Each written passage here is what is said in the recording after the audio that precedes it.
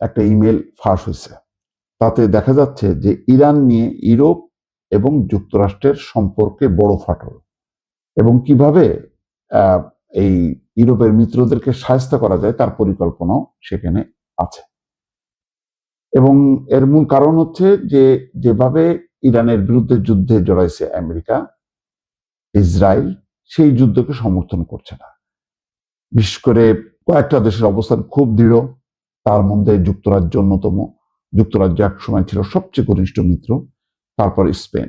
Email যেটা ফাঁস হয়েছে তাতে দেখা যাচ্ছে যে বলা হচ্ছে যে স্পেনকে যাতে ন্যাটো থেকে বহিষ্কার করা হয়, আর যুক্তরাজ্য যে ফকল্যান্ড দ্বীপপুঞ্জ তার নিয়ন্ত্রণে রেখেছে এই ব্যাপারে আমেরিকা সমর্থন করবে না। অর্থাৎ ফকল্যান্ড ইস্যু নিয়ে ঝামেলা করতে চায় যুক্তরাষ্ট্র যুক্তরাজ্যের সঙ্গে, আর ন্যাটোর সদস্য রাষ্ট্র হিসেবে যে স্পেনকে বহিষ্কার করা। কিন্তু ন্যাটো পরিষ্কারভাবে বলছে যে ইউরোপের কোনো মিত্রকে, ইউরোপের সকল দেশই ন্যাটোর আওতাভুক্ত, কোনো দেশকে বহিষ্কারের বা শাস্তি দেয়া বা সাসপেন্ড করা তাদের সদস্যপদ এর কোনো বিধান নেই। সুতরাং আমেরিকার এই আশাও পূরণ হবে না।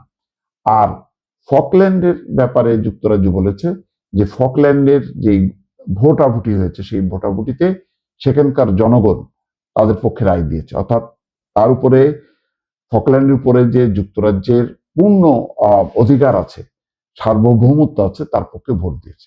ফলে এতেও কোনো কাজ হবে না। ডোনাল্ড ট্রাম্প সাংঘাতিকভাবে ক্ষুব্ধ। কেন 40 দিন ব্যাপী হামলায় মিত্ররা পাশে থাকলো না? কেন নৌ অবরোধ, হরমুজ প্রণালী যেই ইরান নিয়ন্ত্রণ করেছে সেই নিয়ন্ত্রণ মুক্ত করার জন্য যুদ্ধ করলো না? এই নিয়ে অনেক টানাপোড়েন হয়েছে, কিন্তু কোনো কিছুতেই মানে ন্যাটোর কোনো সদস্য রাষ্ট্রকে উপকাত করা যায়নি। কিয়ার স্টারমার পরিষ্কারভাবে বলেছে যে এই যুদ্ধ ব্রিটিশ জনগণের না, এবং ব্রিটিশ জনগণের কোনো সাধ্য নেই।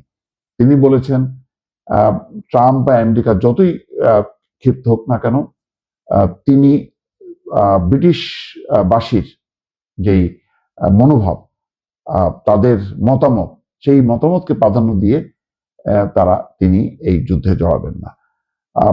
সানচেজের সাথে যুক্তরাষ্ট্র ব্যবসায়িক সম্পর্ক ছিন্ন করেছে, তারপরও কিন্তু কোনোভাবেই স্পেন মাথা নত করেনি। সানচেজ পরিষ্কারভাবে বলেছে যে ইমেল উপর ভিত্তি করে যুক্তরাষ্ট্রের সাথে সম্পর্ক হবে না, যুক্তরাষ্ট্রের যে নীতি হবে, বক্তব্য হবে, তার উপর ভিত্তি করে স্পেন তার নীতি ঠিক করবে যে যুক্তরাষ্ট্রের সাথে তার সম্পর্ক চলবে, কতখানি চলবে কি চলবে না।